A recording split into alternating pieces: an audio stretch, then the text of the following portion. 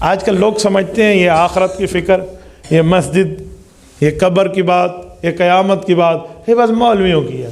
بھائی مولویوں کی بات نہیں ہے، مولویوں نے آپ کی قبر پہ نہیں جانا، مولوی صرف آپ کو پیغمبر کے وارث ہونے کے ناطے سمجھا سنا بتا رہا ہے۔ جس نے ماننا ہے ٹھیک ہے، جس نے نہیں ماننا ہے اس کا اپنا معاملہ ہے۔ ٹھیک اعمال کا بدلہ بھی دیکھ لے گا اور برے اعمال کا بدلہ بھی دیکھے گا، لیکن ہم اپنے دل میں ایک شمع جلا لیں، اللہ سے ایک معاہدہ طے کر لیں کہ میرے مولا پیدا تو نے کیا، زندگی تو نے دی، آج دو بندے میری عزت کر رہے تو وہ بھی تیری پردہ ستاری کی چادر کی وجہ سے کر رہے، تو اللہ میں تیرا بن کے رہوں گا، تو میرے اوپر رحیم رہنا۔ یہ طے کر لو، یہ علیحدہ کونے میں بیٹھ کر اللہ سے بات طے کر لینا بندہ، خدا کی قسم اس کے لیے کوئی بڑے بڑے جبے کبے نہیں پہننے پڑتے۔ ولایت ایک ہی بات پہ حاصل ہے، نفس کی خواہشات پہ پہلا پاؤں رکھو، دوسرا پاؤں جنت پہ پہنچتا ہے، کوئی مشکل نہیں ہے آخرت۔ اور اللہ سے تعلق جس کا مضبوط ہو جائے، پھر اللہ ایسی پردہ داری کرتے ہیں، اس کی ایسی کرتے ہیں کہ وقت کا نبی بھی اگر سوال کے لیے کہہ دے کہ میرے مولا اس کو ظاہر کر دے تو اللہ اس کی دوستی میں اسے ظاہر نہیں کرتے۔ پھر قوم موسیٰ علیہ السلام ہے نا، میدان میں ہے، نماز استسقاء کے لیے، دعائے استسقاء کے لیے اللہ بارش دے دے، ہزاروں بندے ٹھہرے ہیں، رب نے فرمایا موسیٰ بارش آنا ہی چاہتی ہے، ایک شخص کی وجہ سے رکی ہوئی ہے، اس کی بدعمالیاں اتنی ہیں۔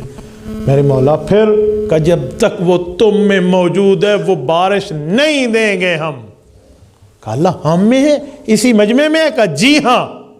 حضرت موسیٰ کھڑے ہوئے اور اعلان کر دیا کہ ایک ظالم گناہگار فاسق و فاجر اللہ کا خطا کار ایسا ہے جس کی وجہ سے ہم سب سزا میں نکل جائے وہ ہم سے، تاکہ ہمارے اوپر اللہ کی رحمت آئے، اور آج ہم بارش مانگ رہے ہیں۔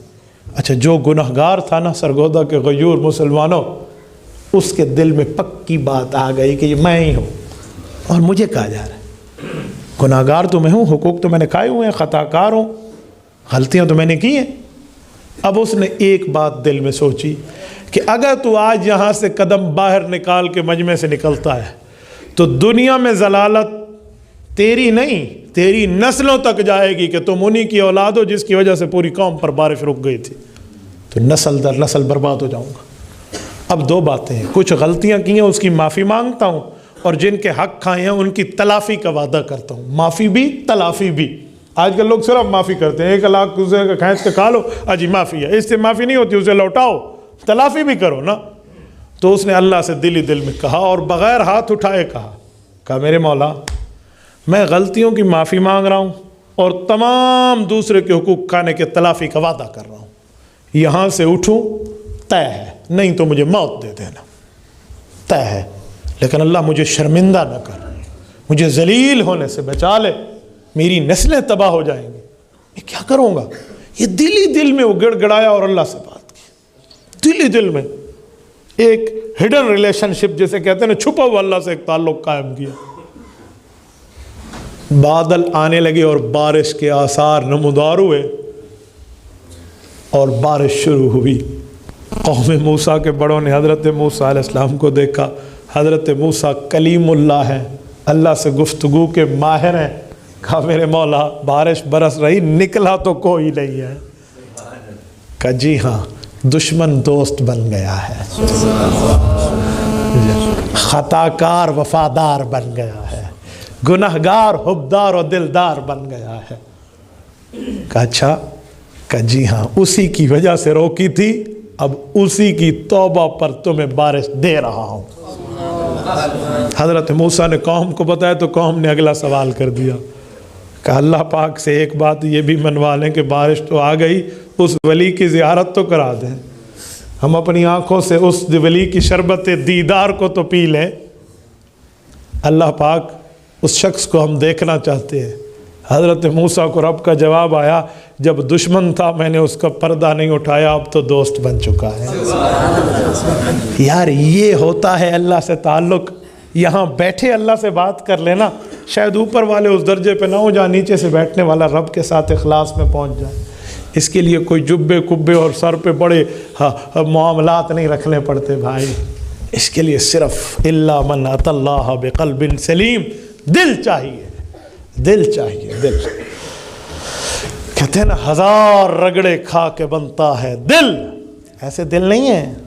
یہ پانی صاف ہے، یوں لائٹ ہے کیمرے کی اور یوں میں گلاس سامنے رکھوں اور مجھے اس پانی سے گزر کے شیشے اور کانچ سے گزر کے وہ لائٹ نظر آ رہی ہے، کیوں؟ پانی صاف ہے۔ اور اگر یہ پانی گدلا ہو تو میں اس شخص کی سرخ ٹوپی کو بھی یہاں سے نہیں دیکھ پاؤں گا۔ ایسے ہی دل ہے، دل صاف ہے تو پھر آخرت کی فکر بڑی آسانی سے آ رہی ہے۔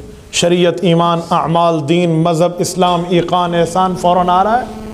اور اگر دل گندلا ہے، جیسے حضور فرماتے گناہ کیا اس پہ کالا اثر آ گیا، تو پھر گناہ بھی کیا تو یوں لگتا ہے جیسے سر پہ مکھی بیٹھی تھی میں نے اڑا دیا۔ تو بھائی اصل دل کو پاک کر لیں، یہاں بیٹھنے کا ایک ہی مقصد ہے، یہی فکر آخرت ہے، یہی معاملات ہیں۔ نمازوں کی کمی ہے تو پورا کر لیں، حقوق کسی کے کھائے ہیں تو لوٹا لیں، ماں باپ کا دل دکھایا ہے تو پاؤں پکڑ کے معافی مانگو۔ صحیح بخاری میں جلد نمبر 2 کتاب النکاح کی آخری روایت حضرت سیدہ کائنات اماں جان عائشہ صدیقہ رضی اللہ عنہا سے ہے، اسی میں کتاب النکاح موجود ہے۔ اس کا باب امام بخاری نے قائم فرمایا ہے، باب قول الرجل لصاحبہ هل آرستم اللیلہ وطعن الرجل ابنتہ فی الخاصرۃ عند العطاب۔ امام بخاری عنوان لائے ہیں، کیا کوئی آدمی اپنے گھر والوں سے، اپنے دوست سے پوچھ سکتا ہے کہ آج آپ اپنے گھر والوں کے پاس گئے تھے؟ نمبر 2، کیا کوئی باپ اپنی بیٹی کو کسی موقع پر سزا دے سکتا ہے؟ پھر اس پر امام بخاری بطور دلیل ایک حدیث پاک لائے ہیں، وَبِهِ قَالَ حَدَّثَنَا عَبْدُ اللَّهِ بْنُ يُوسُفَ قال اخبرنا مالک عن عبد الرحمن بن القاسم عن ابیہ عن عائشہ رضی اللہ تعالی عنہا وعنہم ان ابا بکر الصدیق رضی اللہ تعالی عنہ عاتبنی وجعل يطعنني بيده في خاصرة ولا يمنعني من التحرك الا مكان رسول الله ورأسه صلی اللہ علیہ وسلم على فخذی۔ اس روایت میں سیدہ کائنات رضی اللہ تعالی عنہ تیمم کے نزول کا واقعہ بتا رہی ہیں کہ ایک جنگ کے سفر میں ہم واپسی پر ہیں اور رات کو ایک جگہ آرام کے لیے پڑاؤ کیا ہے، وہاں پر آرام کرنے لگے ہیں۔ اتفاق سے میرا ہار گم گیا۔ جب صبح لشکر کے کوچ کا وقت آیا تو میں نے اپنے ہار کی تلاش دیکھی تو نہ ملی، تو اللہ کے رسول سے عرض کیا کہ میرا ہار گم گیا ہے، آپ اس کے بارے میں کچھ کوشش فرما لیں۔ حضور اقدس صلی اللہ علیہ وسلم نے صحابہ کرام کو بھیجا تو حضرات صحابہ کرام نے تلاش شروع کی۔ فاقام رسول اللہ صلی اللہ علیہ وسلم علی التماسہ، امام بخاری امام مسلم دونوں میں موجود ہے، دونوں تحریر کرتے ہیں کہ حضور علیہ السلام اس ہار کی تلاش کے لیے رک گئے اور صحابہ کرام کو بھیجا۔ اب وہ ہار مل نہیں رہا تھا تو ہار کہاں میں لیٹ ہونا شروع ہو گیا، ٹائم تاخیر ہونا شروع ہو گئی، حتیٰ کہ نماز صبح کے نکل جانے کا خطرہ پیدا ہوا۔ تو سب لوگوں نے حضرت ابوبکر صدیق کو دیکھنا شروع کیا کہ آپ کی صاحبزادی کے ہار کی تلاش کی خاطر کہیں آج نماز نہ چلی جائے، اور اگر نماز چلی گئی تو کیا کریں گے کہ وضو کے لیے پانی یہاں نہیں ہے، وضو کے لیے پانی اگلی منزل پہ ہے، وہاں تک جانا ہے، اس کی کوئی ترتیب۔ حضرت صدیق اکبر کو غصہ آیا، یہ خیمے میں داخل ہوئے۔ حضرت ابوبکر صدیق جب خیمے میں آئے، حضرت رسول اللہ صلی اللہ علیہ وسلم سیدہ کائنات اماں جان عائشہ رضی اللہ عنہ کی گود میں سر رکھ کے سو رہے تھے۔ اماں جان بیٹھی ہوئی تھی، آپ کی اور میری ام المؤمنین ضرور ہیں، لیکن ابو بکر کی اس کے ساتھ بیٹی بھی تو ہے نا، والد کا حق ہوتا ہے۔ والد نے غصہ کرتے ہوئے کہا، بیٹی تجھے اپنے ہار کو سنبھالنا نہیں آتا تھا؟ آپ نے سنبھالا نہیں، اپنی رسپانسبلٹی، اپنی ذمہ داری کو پورا نہیں کیا، جس کی وجہ سے آج پورے لشکر کو تکلیف ہے اور سارا لشکر بیٹھا ہے آپ ہی کی وجہ سے۔ آپ تھوڑا خیال کرتی، ذمہ داری اپنی محسوس کرتی تو یہ وقت ہمیں نہ دیکھنا پڑتا۔ اب نماز کا وقت نکل گیا تو ذمہ دار آپ بنو گی، غصہ کرتے ہوئے یوں پسلی کے ساتھ زور سے چوکا لگایا۔ اماں جان فرماتی ہیں وَلَا يَمْنَعُنِي مِنَ التَّحَرُّكِ، میں ہلی نہیں، باوجود کہ یطعننی بیدی فی خاصرہ، یہاں پر زور دے کر سزا دی مجھے، کیوں نہیں ہلی؟ وَرَأْسُهُ عَلَى فَخِذِي إِلَّا مَكَانُ رسول اللہ، حضور علیہ السلام کا سر میری گود میں تھا، میں حضور کے آرام کی خاطر نہیں ہلی۔ یہ بنات کا پرانا نصاب ہے، کتاب النکاح کی آخری روایت ہے، یہ امام بخاری روایت لائے ہیں۔